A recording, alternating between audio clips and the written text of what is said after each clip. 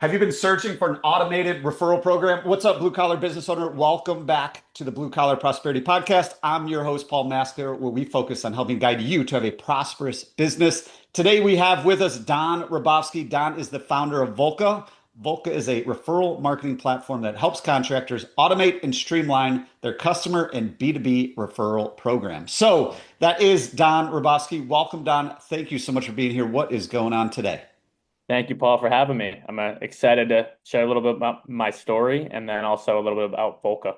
Awesome. Yes. Likewise here. Excited to learn about your story. Definitely excited to learn about Volca as well, because I know I've seen it on social media for years. Everyone's looking for that referral program that they just can't figure out. How do we actually implement this thing? How do we find one that works? So we'll dive into all that. But before we do, like you had referenced your story. So how'd your journey start? How'd you get to where you are today? Yeah. So I've been working in the tech sales, New York City startup space for the last 3 years prior to starting Volca. And I partnered up with an actual buddy from high school, one of my childhood best friends, who had a background related to the trades, where his family owned a general contracting company, very familiar working in construction as his early jobs throughout high school, summer jobs, you name it. But had a really good pulse on the trades and kind of what was going on in the tech world specifically. And I was working for various other industries, whether it be real estate, e-commerce, but all things related to AI technology. How do we automate certain processes, make things better for your customer base? And we landed upon an idea around referrals and around like turning your best customers into your best closers. And that transformed into what Volca was today, where I've built out plenty of referral programs in software at my other software jobs, where I would use my customers, leverage my partners to introduce me to key future clients. And we saw that the home services space is very driven from word of mouth, especially with all things search like Google, SEO, PPC, LSAs. It's ever evolving. AI search is changing. And maybe you can't rely on it as much as you did maybe 5 years ago. So we want to bring people back to the basics using a little bit of AI and tech and build the most scalable and proficient referral programs doing so. Love it. Well, definitely excited to learn more about that because it is interesting. I was actually at a conference last week and they said like, I don't know, 65 or 75% of customers for home service companies actually came through referrals and word of mouth, whether that's going to their neighborhood Facebook group and saying, hey, who's got a good plumber, or just asking their friends or asking their neighbors, family members. Yes, plenty of people use Google, but a majority of the people still find home service contractors because they need to find somebody they can trust. And like you said, how do we turn those best customers into our best closers? We know them, we like them, we trust them, and they're going to refer us. So, how does Volca work? Just high level, how does Yep. this work from a customer side and from a business side? Yeah, I'll give the high level rundown of both customer and both B2B. I think you hit it on the head. The whole goal here is that we're casting a web around the entire community where we make it as easy as physically possible for someone to refer via text message, link up to your CRM, primarily a service titan, for example. We'll shoot that over to a service titan. When the job closes, we automate a Venmo, Cash App, PayPal, direct deposit, Amazon, Visa, or future credit towards future services, which is of course, great thing to add customer LTV. But at a high level, we streamline referral processes by building white labeled referral hotlines for each business. So, given the example, a business called HVAC USA, it would be branded to them.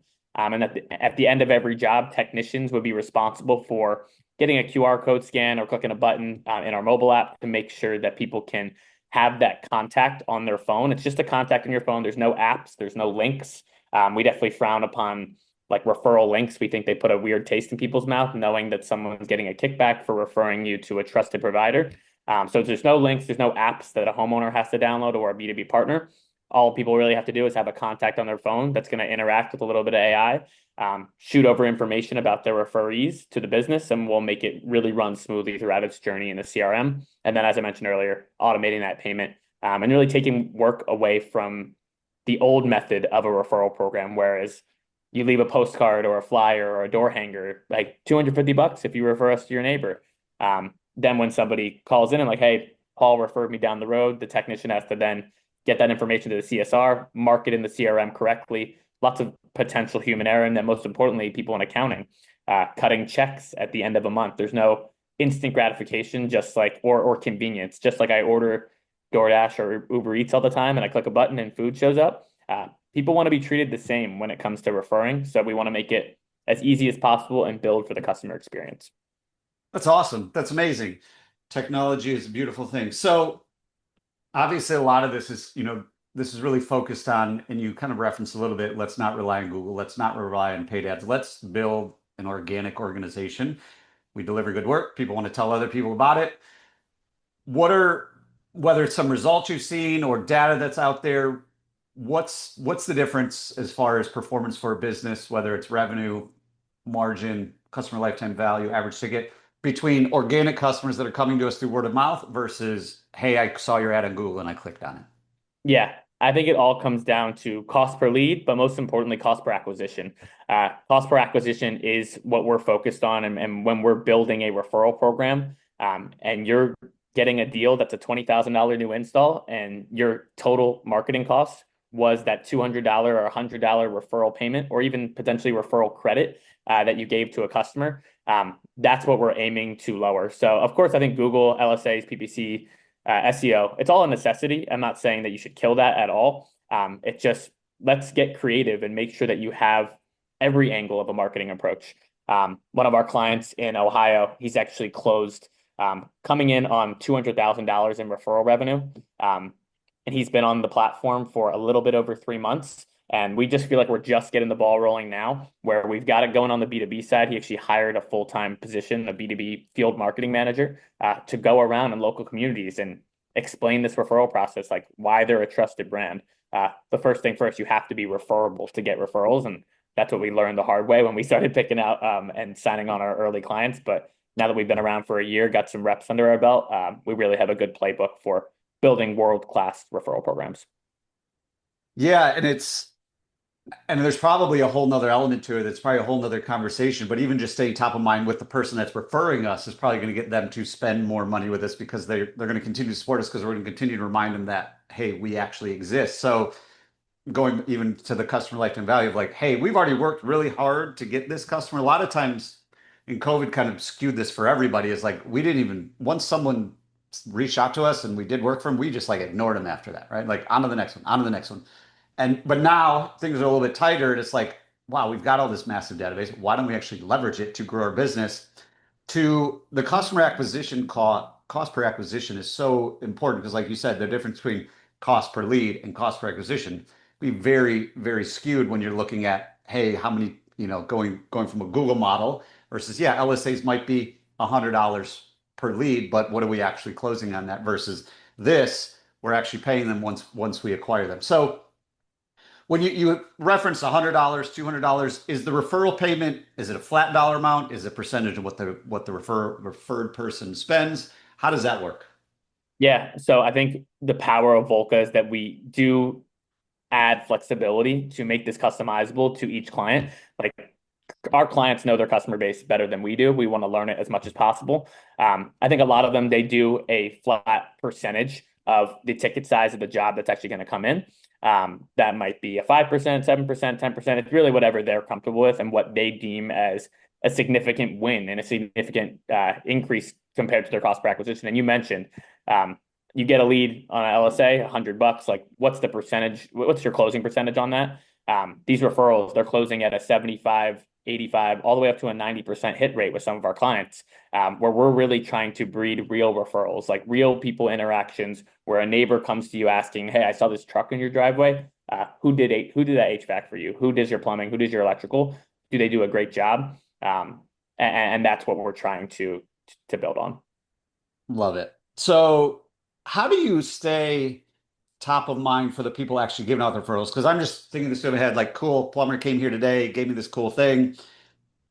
A month from now, 6 months from now, I probably forgot that thing. And when someone asks me what plumber did I use, I'll probably remember the name, but I might Yep. not be super accessible to, oh, here's the number to call, or however the logistics work. I know you said you add them as a contact. So is it really, do you guys then like remind people on a regular basis to like, hey, you haven't referred anybody yet, don't forget about us? What's that look like? Yeah, and I think that is also another really valuable feature of Volca. where the old method I keep mentioning, like you leave that business card behind that explains the referral program.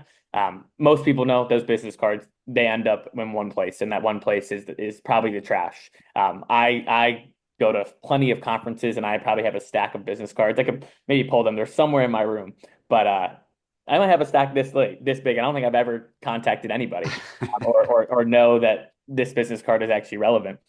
So what we do is when people are giving the referral program and referral like enablement, it's just a contact card, and we actually have their marketing consent because they opted into these messaging via the QR code, and then we'll sync up with other tools. But we're gonna drip campaign these people every 4, 5, or 6 weeks. We don't do more than 4 weeks because homeowners get spammed enough. We don't want to treat this as like an upsell opportunity. We want to treat this as an opportunity, a favor for you to make money by referring your community. We're not being like, hey, rebook business with us, anything like that. So once every month and a half, we're going to stay top of mind by running certain promotions or simple reminders. I would say a good example of a promotion that we ran that was extremely successful was, would it be fair to say Christmas time is usually a very slow time for trades businesses? For sure. Nobody wants anyone in their home. So we ran a promotion with our customer base, with our client base that said, hey, Merry Christmas to you and your families.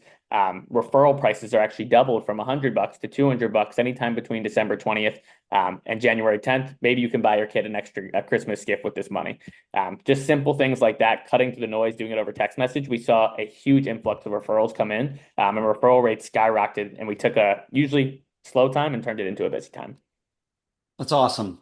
So we've talked a lot about a lot already, but what are some of the other keys that I haven't asked about, or I don't know what I don't know? What are some of the keys in setting up an actual successful referral program other than the things we've already talked about? Because like we said at the beginning, it's like always a great idea. Everyone gets all fired up. Yeah, we're going to give out Amazon gift cards. We're going to do all this. And then it's like we put it in our email newsletter and then it's like crickets. It's like, well, that Yep. didn't work. On to the next thing. So, other than what we've already mentioned, what are some of the other keys that have to be in place in order to set up a successful referral campaign? Yeah, I mean, there are a ton of keys, but one I want to key on is that I think a lot of referral programs forget to incentivize and incentivize every piece of the puzzle. So people think about the customer, people think about the business. Everyone forgets about your employees and the technician. They are a vital piece to making this referral program work. Instead of it just being one director of marketing or a marketing manager running the referral program as the sole entity in the company, that's one person. Like, how many people are you really going to be able to reach being a one-man operation? So we want to make sure, and we do this within Volca, where our companies had the data and tracking behind which referrals actually came from which technician's job. Are they presenting it in the right way? We'll review like recorded scripts, like when people are using a tool like Zero or a tool like Rilla, Sales Pro, making sure that this checkout process is about the referral program and making sure, just like people spiff $20, $50 for a 5-star review, you're going to want to spiff your technicians as well and treat this as a TGL, like a tech generated lead. So we think that putting this in front of the technicians, making them have some skin in the game, making sure that they can earn extra dollars, but also earn a happier and larger customer base. It's like a personal referral line. It's not just you're referring the company, you're referring Don, the technician. We play on the empathy, but also the potential cash reward. It's amazing. Yeah, no, and it's so true because sometimes we let our technicians kind of well, I don't want to do that. That's a stupid idea. And we're like, oh, okay, we won't roll it out yet, right? And then we just kind of forget about it, move on. So when you can get everybody involved, and I know a lot of people a lot of techs get incentivized for even just getting Google reviews with their name in it. But then this thing could, really they do one really good job for a neighbor that loves them. That could be, 10 leads within the next year. Because obviously with the trades, a lot of them, we don't need them today, but when we do need them, who are they going to remember? Yeah. Do we have a strong brand? Are we staying top of mind and all that kind of stuff? So going into that, I know, a big thing that you guys also focus on is branding, social media, expanding our reach, and really just becoming that, go-to expert in the community. How can we tie this in, expand our reach, social media branding and all that? And how does it play into what Volca does as well? Yeah, I mean, another key factor that I don't think is as important as the technician incentivization, but it is important to creating a world-class referral program, is making sure that this is available online to not just your customers. Of course, your customers are going to give the best referrals because they have that experience with a strong brand who did a great job and a great experience with a technician. But posting this on Facebook and having directly attributed campaigns, like we'll create different campaigns for the brands we work with, one for Facebook, one for Instagram, one for Twitter, one for the local newsletter. Whatever you want to blast this referral program out to, it's all about casting that reach. And I always like draw the analogy to like a spider drawing its web. Make sure everybody knows that they can get it, that they can get some sort of reward for doing this. And eventually, we want to evolve much past cash rewards. It's not part of the Volca system just yet. But imagine we can create these win-win-win scenarios where it's also discounts for the person you're getting referred, or maybe it's a donation to charity, or maybe it just goes straight to the technician. I think a lot of wealthier demographics, they don't really care about the $100 or $200. It's more just about staying top of mind. But it would be great to be able to do something good with that money. Yeah, no, that's a super cool idea because if they have a charity or cause that they're super passionate about, they might tell themselves, "Oh, we'll get the money, we'll donate it," but a lot of times it doesn't happen because life happens and the money goes in the bank account and we just forget about it. But even just expanding that reach of, hey, we're running a campaign and you can choose it to go to this charity if you want. We're supporting the local community. I think that's super cool. So you had mentioned earlier kind of creating that B2B referral program as well, where now we can start leveraging other businesses. Obviously, they have a customer base, so they have a platform. We had Louis Vandervalk on here a couple of weeks ago, and he was big into creating those referral partners amongst other business owners as well. How does that work for Volca? Is it the same of just like that business gets all the money, or do you help kind of create those relationships? What does that look like? Yeah, I think the standard business to business referral is very much owner based, where it's like, hey, I scratch your back, you scratch my back. We don't really have any tracking around it, but I'll send you a couple leads a month. You send me some back. It's really no pressure. We want to make this on the employee level and on the technician level, where a plumber inside someone's home can refer to a local HVAC brand that they have an official partnership with. So we'll actually I'll get on the phones and I'll try to make these relationships for our clients, where I don't think we have the scalable method yet. We're working on that in the background right now of how can we also source B2B referral partners. But an example I could give is a client of ours. They are a drain and sewer company, and they love to be partnered with plumbers. They're not doing the work of the plumbers. They're non-competitive at all. We've been working on getting the referral hotline out to the local plumbers in the area, and have started seeing that is the angle for that company, where it's just a very, very easy, low lift. They can just text the name, text the number. Whenever any of their customers bring up a clog or a drain issue, it's going to go to our drain client. Sweet. Awesome. What have we not talked about, Don? We've talked about a lot, but I'm sure there's things that we've missed. What are some of the other things that our listeners should know about not only just Volca, but creating referral partnerships in general, whether it's with our customers, with other business owners? What haven't we talked about that we should? Let me think on that. It is just about creating this community engagement. I think it's very overlooked within the trades. I think people think it's a nice to have and not really a need, but we're trying to shift the mindset of that this organic marketing, guerrilla marketing tactics need to come back and play with the cost per lead ever rising. So we're on a mission to kind of broaden the term referral. Of course, right now we're focused on those real referrals that are actually face-to-face human interactions in the field, in the real world happening. But some of our clients, they get referrals at church. They get referrals in the grocery store. Make sure everybody has this line and try to do some good with it and be creative. I think it really allows people to just expand their creativity and hopefully, again, I keep going back to cast a net, spin that web. That's what good brands and good referable brands should do, and they should capitalize on it. They definitely should. So as we begin to wrap this up, Don, we like our listeners to take immediate action. So we don't want to overwhelm them, but we want to make sure they have something they could take away from this and go do right away. What is one thing that you would recommend our listeners go do and take action within the next 24 hours so that way they can start moving their business a little bit closer to where they want to be? Yeah. I mean, I think the first thing I would do, if you are getting referrals on the B2B side, go talk to those people, go re-engage them, maybe ask why the referrals have dropped off or what you could do to make it easier to actually make an official program. So besides actually talking to them, make sure you have your specs of your program written out, fleshed out, whether it's a refer a friend on the website. I see a lot of refer a friend pages on websites. We're also trying to kind of kill forms. No one's going to open the computer and type something in. I would change that refer a friend form to explaining the program. Earn $250, earn a percentage.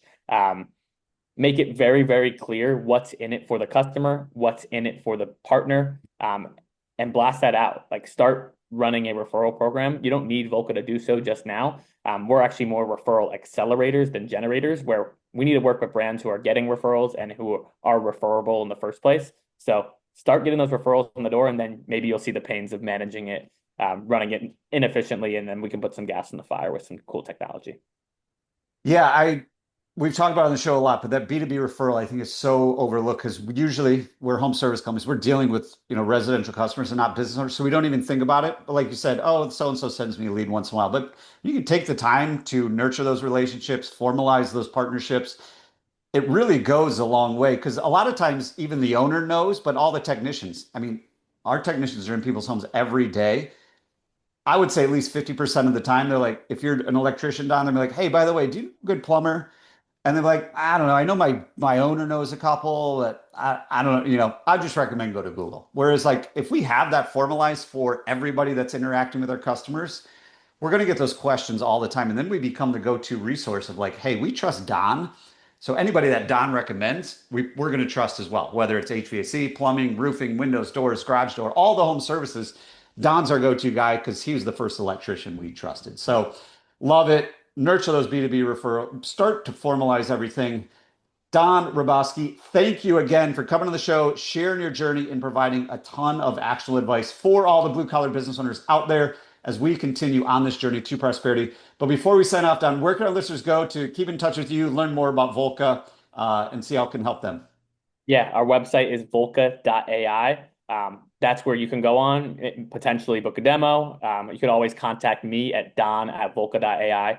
That's my email or my phone number, 301-938-9428. I'll put it out there. I'll take any calls, accept it. I'm on this phone 24/7, so I love to talk to the people of the trades and learn about their problems, and hopefully we can help solve them.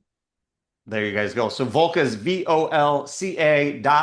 So go to Volca.ai or email don@volca.ai.com, or rewind this 30 seconds and call him. He just gave you his phone number. I didn't write it down, but it's here. So rewind it. Awesome, Don. Appreciate you so much and coming on the show today. And yeah, Paul, I love what you're saying about make it formal. I think that is the best piece of action for business owners right now. When you do something, you can't really half-ass it. So formalize it, make it official, and hopefully Volca can be that catalyst that sources, pays, and runs it for you.